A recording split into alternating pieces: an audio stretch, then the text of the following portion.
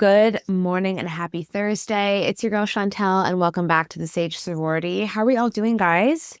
I am doing well. I'm feeling good. I hope you are too, wherever you are. The weather has completely shifted in London. I have a friend who's coming next week and I've already given her the heads up that the weather has already shifted. So you can put away your summer clothes because we are done with that until next year, which is a bit depressing, not gonna lie, especially when I see other cities still deep in the glows of summer. But it is what it is. I wanted to make this episode specifically for you guys end of August because September is around the corner.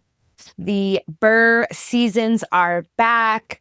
Spooky season is upon us, which means holiday season is right after that. And I know that for a lot of people, the summer is messy, fun, joyful, chaotic. And by the time fall rolls around, it's really a time to recalibrate, get connected, get focused, and end the year with a bang. And I am one of those people. So I really wanted this to be not your typical kind of productivity strategy type of episode, but more of like, how can we just trim off the fat a little bit, very anti-rot, because the summer is also good for rotting, all types of rotting, social rotting, internal rotting, all the stuff, right? And I wanted to create something for you guys that you can always reference back to. Like, okay, if I want to take a reset at the end of summer, at the beginning of the year, on my birthday, whenever it is, for whatever reason, this is an episode that can kind of anchor you and just give you some high level and some very specific, tangible things to get right back on track and get focused in the right direction. So put your blinders on, grab your coffee or your wine, depending on the time of day, and let's get into it. And I know the word rot is a bit like gross, and this is very like Gen Z TikTok lingo, but I do think that you can look at this as just a detox for your daily life. So just like how you would have juice cleanse or you would go on like a diet, this is for your actual life. And I've broken it down into 4 different categories. Because honestly, most of us, we don't really need new systems. And I'm at the point in my life where I'm like, okay, what is the easiest, most effective way for me to implement XYZ? And I think a huge part of it is making small little tweaks that build, right? Chips make chunks. So we're going to start with digital rot, then social rot, internal rot, and then finally home rot. So let's go. Okay, so number 1, this is the most obvious energy leak, I think, for all of us in 2025. But it's also the one that I think is highly effective, and it's something that you can implement very quickly. Honestly, our phones are a trap. We know this. Apps are designed to keep us on and addicted, XYZ, whole other episode, whole other tangent. But your phone is not neutral, right? Like every notification, every red dot, every buzz, it is all designed to just really hijack your nervous system and prevent you from focusing on maybe the task at hand. If you wonder why you feel very scattered, maybe a little anxious, or the inability to focus, start with your phone. One thing that I have done that I know has made a world of a difference for me is putting my phone on sleep mode, like all day, all night. So sleep mode, I think the only notification you will get is a call. This has been a game changer. I don't know what took me so long, but it's a game changer. I like it better than do not disturb because do not disturb, like if someone calls you, automatically declines. Like I much prefer this. And this is coming from someone who doesn't even have that many notifications on their phone to begin with. Like Instagram, TikTok, absolutely not. I only have email. I have maybe one shopping app. And then some shopping apps, they require you to have notifications if you want shipping updates and emails. And I'm telling you guys, having my phone on sleep mode, like so many times I literally forget that it's there. And I have to go into messages. I have to go into WhatsApp to see notifications. And I much prefer it. I'm telling you, at first it's a bit weird, but it is a game changer. Put your phone on sleep mode. Also, if you are a Mac user and you have kind of like iMessage on and loaded, I turn off those notifications as well. It is a world of a difference for getting work done. Computers can be equally distracting. I'm someone that always has 50 million tabs, maybe have music on in the background, blah, blah, blah. Highly, highly, highly recommend. You do not need social media notifications ever.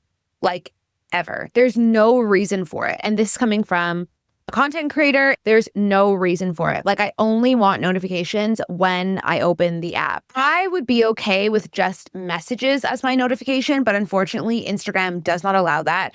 I find that with Instagram, you're getting even more notifications of things that really don't even matter. Like, oh, this person left a thread and you haven't been there in a while. Like, I don't care. It all needs to go. I also have my Instagram to wind down. So if I am on it, I think I set the hours between either 10 and 7 or 11 and 8. I can't remember. And it will notify me like it's time to shut down. Most of the time, it does influence me to shut it down. Not all the time, but that's okay. Because if I didn't have it, I would never get that inkling, right? That is what it's for. Same with TikTok. I don't need notifications for these apps, guys, and neither do you. They are such a time suck. If someone wants to talk to you and you're in a conversation, they have your number. If they don't have your number, give them your number. And if you don't want to give them your number, they're not that important that you need to be ping-ponging with back and forth. That's my rationale. And I stand by it. And my friends know, like, hey, I don't like using Instagram as a method of communication. If you need to talk to me, you need to send me a WhatsApp. I have a friend that's like, I never have notifications on ever. So if you really need to get a hold of me, you need to call me. I respect it. Like these apps, I can't be picking up my phone every 4 seconds for another pointless notification. Super annoying. And it really does affect, fuck it, if you don't like the word productivity, it affects your focus on anything. Another thing I'm going to say, and this could be like a little controversial, like it's either for you or it's not, depending on what you're doing, is one task at a time. And I mean, no, I'm doing this with a podcast in the background. I'm doing this with music playing, like literally doing one thing at a time. I've been really training myself lately, like, okay, if this was a pre-social media world or pre-cell phone world, like what would I be doing? Okay, cool. Maybe I would have music on in the background, but maybe not 24/7. And also like, is the music neutral? Is it enhancing my experience or is it distracting me? Like now I'm always grabbing my phone to change the song or I don't like this vibe. Like, no. If something is in the background, it's truly to be in the background, which means you shouldn't even really be paying attention to it. That is my rationale. And I also think this with like a digital declutter of like even people that you're following. It's just like, okay, if this was 1983, like would I really care to keep in touch with this person anymore? Would I want this person to keep up with me? I know it sounds like very aggressive and like stark because it's not 1983 and we also don't have to pretend like it is. The point is like sometimes when you strip things away, you get to the true essence of what it is that you want and what it is that you care about. And ultimately, TLDR, that's what this episode is going to help you to do. So I've talked about apps, having the Instagram wind down. I've talked about removing notifications from apps, period. I don't even have Instagram like on my home page anymore. Like I used to have it on the very first page of my phone. I moved it into some obscure folder on like the 5th page. And now I have to search for Instagram to pull it up. It sounds like a small shift, but it really does minimize the amount of times that I like click into it. Super grateful. And that's what it is, right? It's about little incremental things. It doesn't have to be a massive upheaval in your life because one, those are very like harsh to our nervous systems and to our routines. They're much harder to maintain. So little shifts make all the difference. And to piggyback on that, moving the most distracting apps from your homepage, period. So for me, Instagram was a huge one.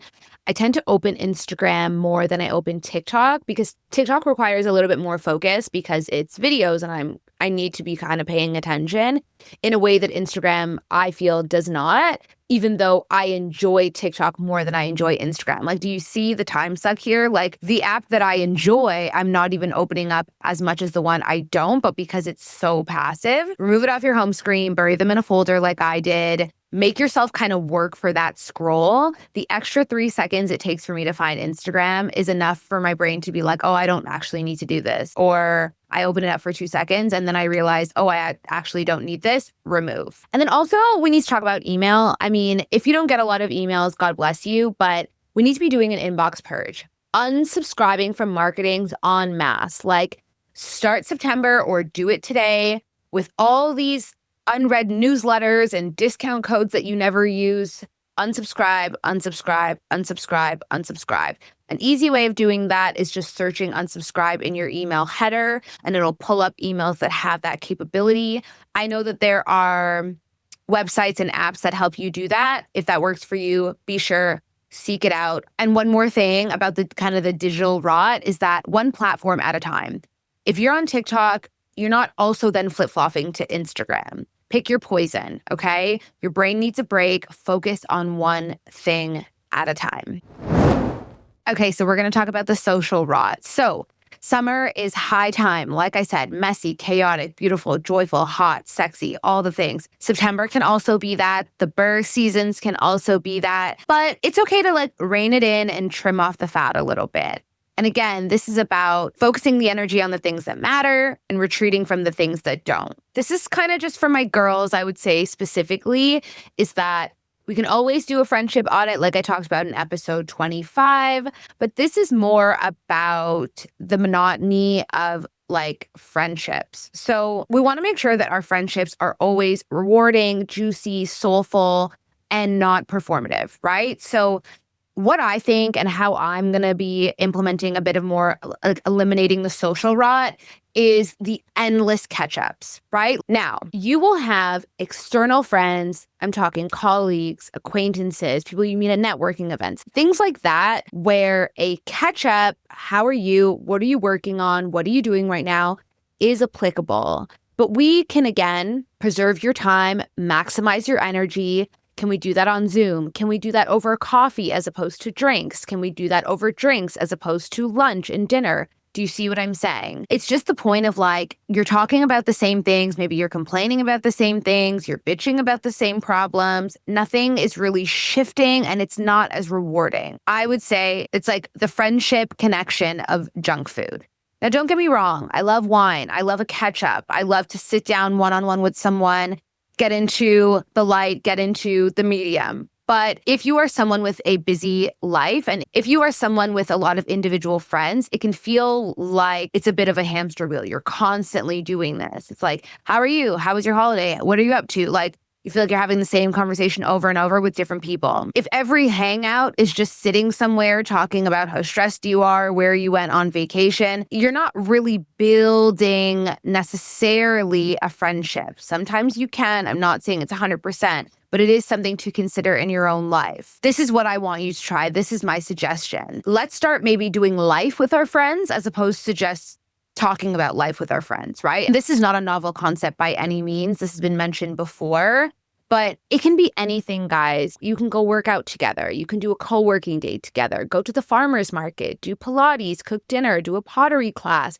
run errands together, whatever. This makes that experience more of a memory in our brain instead of just yet another conversation that you're having with someone over coffee, tea, and dinner, okay? Yes, sometimes those one-on-ones are deep, nourishing sisterhood vibes. I'm here to tell you 1000%. But if I'm being so fucking for real, sometimes they're not. Sometimes they're not. Another suggestion I have is, can we turn some of those one-on-one catch-ups into group activities, group hangs?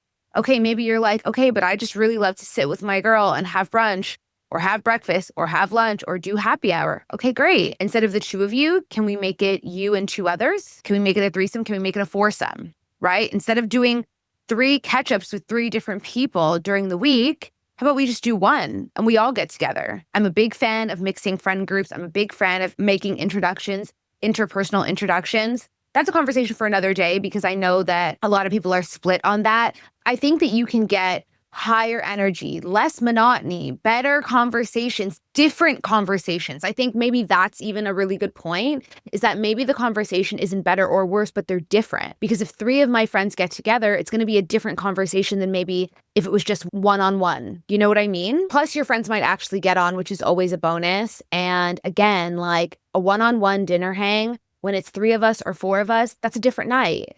And one might argue that might be a more livelier night. That might be a night that we actually really remember. Also, rituals. Rituals and traditions don't just have to be with family. We have to get creative. We have to get smart. We have to squeeze everything we can out of our lives. And that doesn't mean necessarily piling it on. Sometimes that means trimming back and adding, what matters. Rituals, quarterly dinner parties, annual trips, standing Sunday walks, consistency over endless texting.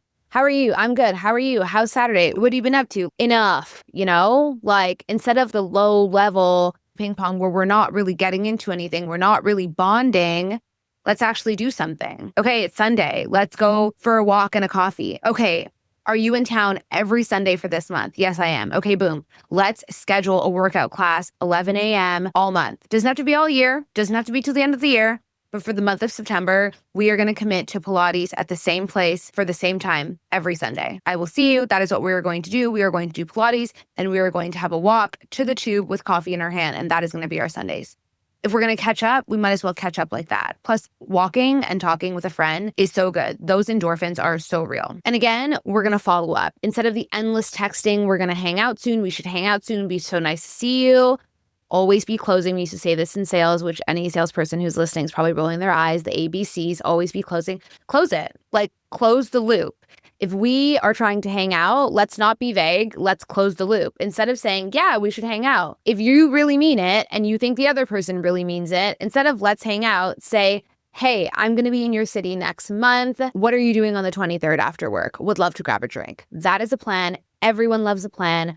Make a plan. Then you spend less time on your phone going back and forth. You actually have something in your calendar to look forward to, and you have a real hang. And maybe that hang is a one-on-one because you feel like that's what works for you. Or maybe that hang is a Pilates class, is a cooking class, is a pottery class. Go to the club, go dancing. The point is, do something more than just sitting around and bitching with your friends. Another thing is just stacking, time stacking. Like, hey, if you know you're going to go do a Target run, you're like on Saturday, I am literally going to Target at 11 or just after I finish my workout class because the burr seasons are coming and I need to get my spooky shit and I need to get it now. Call a girlfriend. Hey girl, I want to go to Target and buy spooky decorations for the house on Saturday. Do you want to come with? I'd love to see you. Kill two birds with one stone. And I implore you, if you're on the receiving end, receiving that kind of invitation, don't be offended. That is a great, different way of hanging out with someone. Now, it doesn't have to be so cut and dry. Like, okay, I spend 30 minutes in Target and once that's in, like you're on your way. But it can be mutually beneficial. Like, okay, well, there's actually a Ulta in the same plaza and I'll come with you to Target and then you come with me to Ulta and then we grab coffee after. Great. Inviting friends to things that you're already doing also takes the pressure of just like, what do you want to do? How about dinner? Okay, where are you thinking? Like, I have spent a long time in that kind of loop with someone, like figuring out a day, then figuring out a time, then figuring out a vibe, then figuring out a place and what kind of restaurant do we want to go? What part of the city do we want to go? Like, how about, hey, I haven't been to the Ned for a while in the city and Thursday nights are my favorite nights there. How about we go there on Thursday? Oh, yeah, that sounds great. People love a plan. Anyways, I'm emphasizing make a plan, It saves time. It deepens bonds because you're sharing experiences instead of just sharing complaints and a lot of talking. And yes, there's a time and a place for those things, but I'm just trying to get you to go a little macro with your interactions and see if they can be better, if they can be stronger. And finally, a part of social rot clearing is also saying no faster. Do not say yes to things that you know you don't really want to do and then just cancel when it gets closer to. If someone invites you to something like a rum tasting, everyone knows that I'm not a big fan of rum. If someone invites me to that, I'll say, no, babe, so thank you so much, but rum is not my thing. It's not offensive. Like, that's not my thing. Or honestly, I'm not really on that right now. Maybe it is my thing, but I'm just not on that right now. Like, no, I wouldn't mind doing that, but maybe in a few months, I want to do something else this season. Or I'm not really doing that right now, but what I am doing is this. How does this sound? I think that's also important is offering up a solution instead of just saying, I don't really know about that. Or that doesn't really work for me. Being vague and not being solution-oriented is ultimately unhelpful. Protect your energy by being clear, by being honest, adding people to the fray, removing when necessary, being smart will lead to better conversations, better relationships, and better experiences. You know what I mean?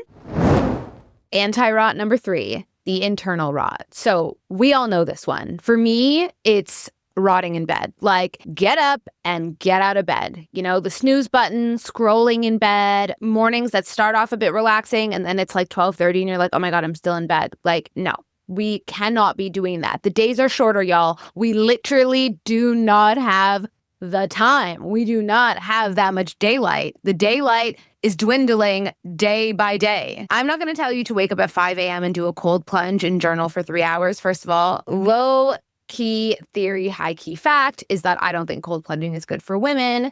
I think it's actually better for men if you follow like Chinese medicine. I'm pretty sure I'm right on this. Anyways, that's not what this episode is about. And I think if you're going to wake up at 5 a.m., hot take, I don't think you should wake up at 5 a.m. to journal. Now, if you're going to wake up at 5 a.m. to journal and you normally wake up at 6 or you normally wake up at 5:30, 5:45, that's fine. But if you normally wake up at 8 and you're going to wake up at 5 a.m., to journal, I don't think that's a good use of your time. You could, one, probably be getting more sleep because women need more than 7-8 hours. Do not let men fool you. You can't just do things for the sake of doing them. So what I am going to tell you is to commit to waking up 30 to 60 minutes earlier than what you already do, right? Whatever your wake up time is, one, let's try and make it consistent. Even if you work shift work, try and keep things the same.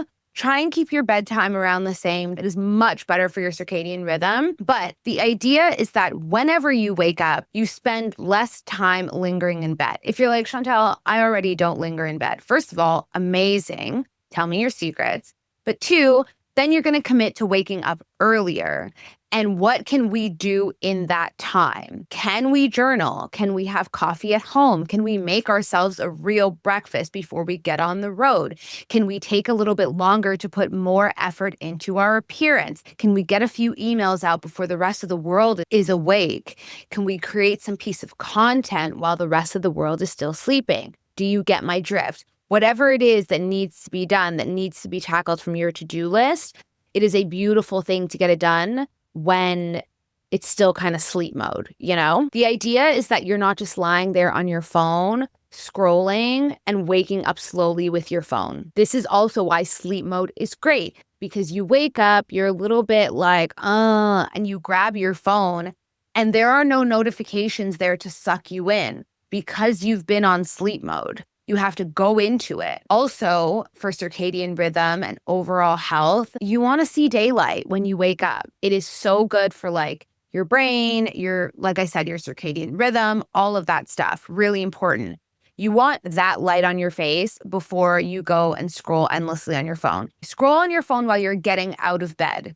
That is the rule. No scroll in bed. If you want to scroll on your phone, you have to get out of bed. Start your day with something that's non-negotiable, but one thing, right? Like, okay, if I get out of bed, then I can scroll. First thing I do in the morning is I have a glass of water. First thing I do in the morning is once I get out of bed, I go for a 5-minute walk. 3 pages in my journal. I do a proper morning skincare routine. I make myself a hearty breakfast. Whatever it is, commit to one thing you do before work and before any other commitments. Mothers, that does include you. You are not exempt. Stop exempting yourself. Do one thing for yourself before you engage with the world. This is important, and it starts your day off on a high, I'm telling you. Morning discipline also means bedtime discipline. Again, this is not revolutionary. I know way too many people that are scrolling into the wee hours of the night. It's just not good, guys. Like, it's just not good. You know that. I know that. Don't make me the bad guy. Just stop doing it. The easiest way to do that is to have your apps shut down at a certain time. Maybe you shut off the Wi-Fi at a certain time using smart plugs. We're going to talk about that a little bit later. These are all ways to get in the vibe.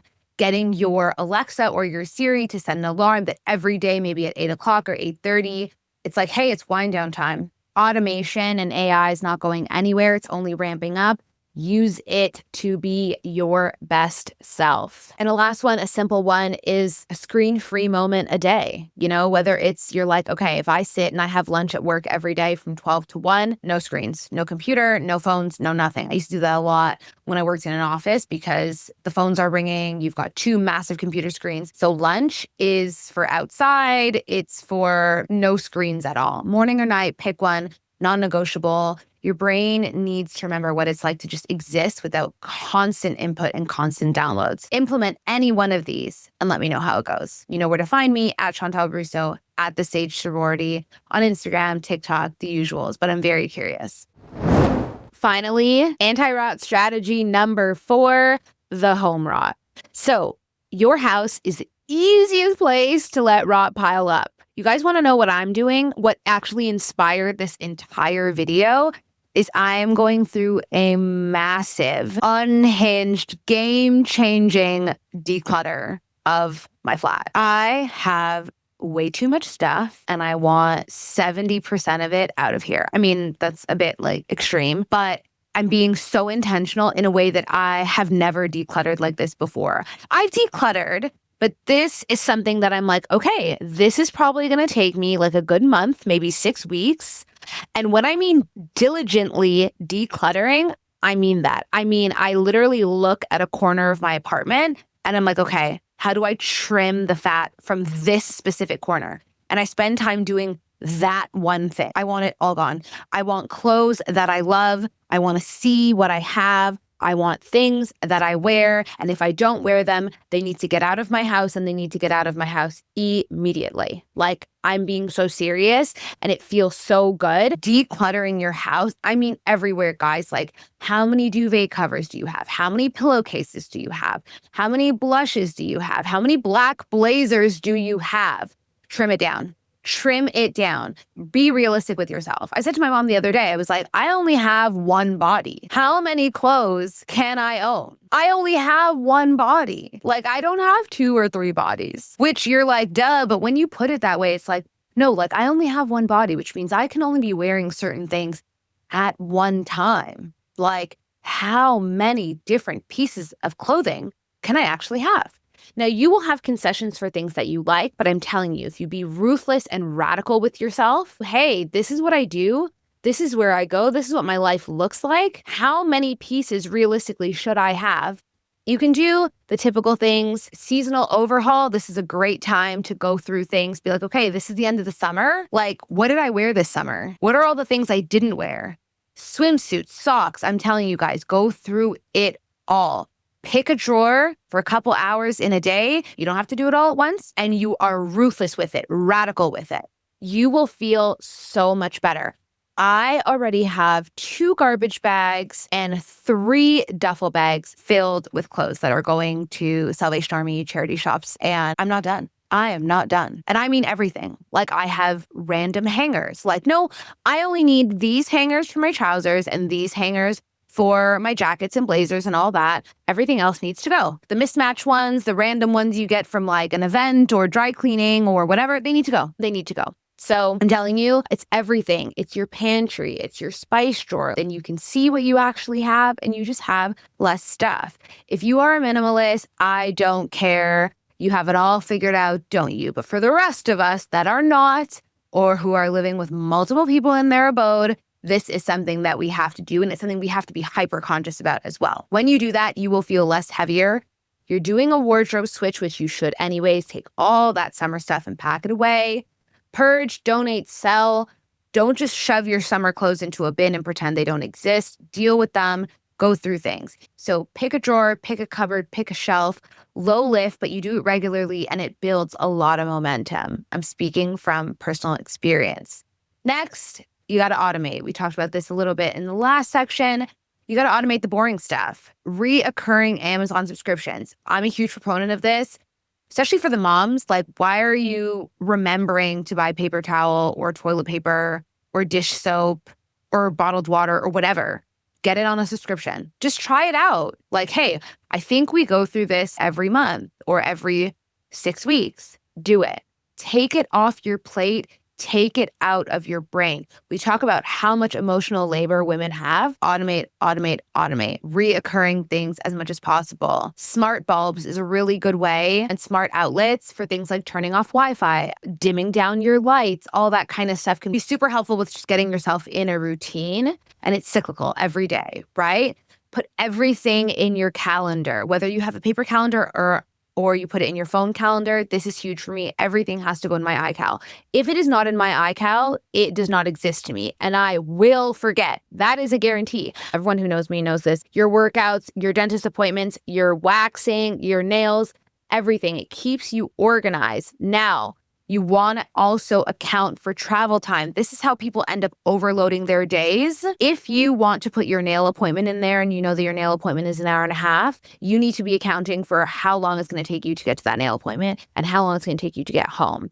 This is something that I've done. I'll put the appointment in, but I'm not accounting for the travel time. So now I'm thinking, oh, it's only an hour and a half of my day. But no, actually, it's 3 hours of my day. And that's a lot longer. That's a much larger commitment. So that is what I want you to do, because you're just more aware of your time. And the more aware of your time you are, the more you can maximize it for whatever it is you want in this life. Take the mental load off your plate whenever you can. Also, cleaners, laundry, babysitters, outsource wherever possible. Automate and outsource and recurring subscriptions. I know that not everyone can afford these things, but if you can swing it even once a month, it's worth it. Your time and energy are so valuable. It's the only thing you can't get back. Always make more money. You can always invest more money. But this is something to think about. Like, hey, I know the first of the month, without thinking, I've got a cleaner, the laundry gets picked up or the dry cleaning gets picked up, all the household supplies get delivered on the first of the month, whatever it is, right? It gets you in the reframe really quickly, really easily, and really seamlessly. Also, create visual calm zones in your life. This is something I'm also working on. Fine, your life might be a little bit chaotic. Can we create a little corner or space in your life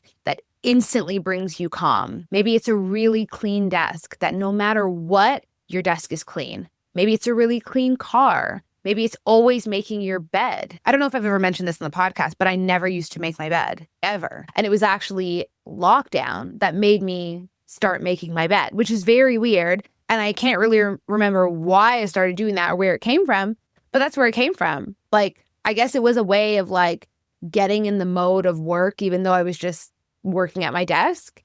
And I made my bed and it stuck. It's probably the one habit that I acquired in lockdown that I really stuck with. And I say that as I peek into my made bed right now. And it really helps. There is a calmness to it. An uncluttered nightstand, a clean kitchen sink. These things anchor you and give you peace of mind. The moms who are listening know exactly what I'm talking about. When everything else feels chaotic, having a few spaces that feel clean and intentional really helps.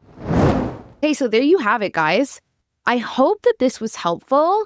September doesn't need to be this huge, life-changing, overhaul, depresso, manic time. I'm just encouraging you guys to kind of trim the fat a little bit because it really will give you your energy back, and God knows we need it during the next 4 months of this year. It's a busy season for a lot of people. Q4 is a busy business time, which means you might have more work on your plate. Christmas, Canadian Thanksgiving, American Thanksgiving, all the things, right? Pick one thing from each category. Pick a digital shift, pick a social shift, pick an internal shift, and pick a home shift and start there. Don't try to do everything at once because honestly, that's just another form of like toxic positivity, and you're going to run yourself into the ground. You're going to do it for like a week and then you're going to be like, I'm burnt out. I mean, you're going to forget. Chips make chunks. Start small and build from there.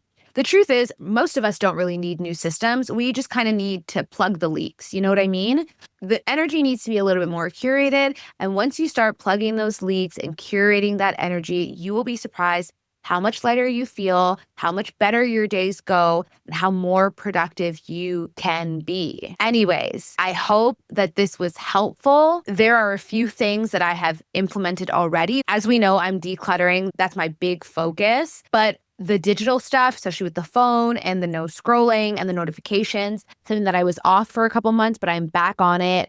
I have been scheduling my workouts like a maniac. The summer and the spring, I was really off my game. When I got back from Turkey and Greece, I was like, you know what? I need to get back on my A game, back on my shit, which means working out regularly. No excuses, no matter what. I hope that you guys liked this. Let me know what you think. As per usual, you know where to find me. I also want to do an Ask Me Anything, so please send me your questions, thesagesorority@gmail.com. Or if you want to be anonymous, there's a link in all of our show notes to ask me an anonymous question. It can be anything.